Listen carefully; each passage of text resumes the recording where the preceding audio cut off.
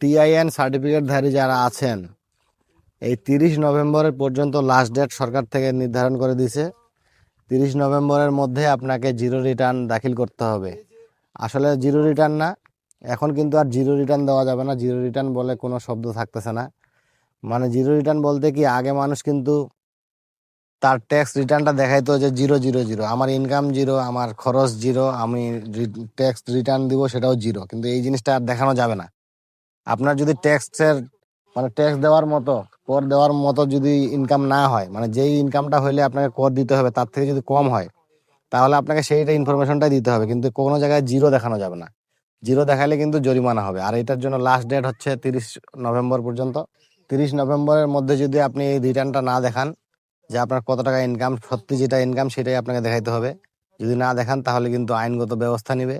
এটা এইবার যে আইনটা করা হয়েছে সেটার মধ্যে মনে করেন জেল, জরিমানা সবই আছে। তো 30 নভেম্বর পর্যন্ত কিন্তু লাস্ট ডেট। আপনারা অবশ্যই আপনাদের রিটার্নটা দাখিল করবেন।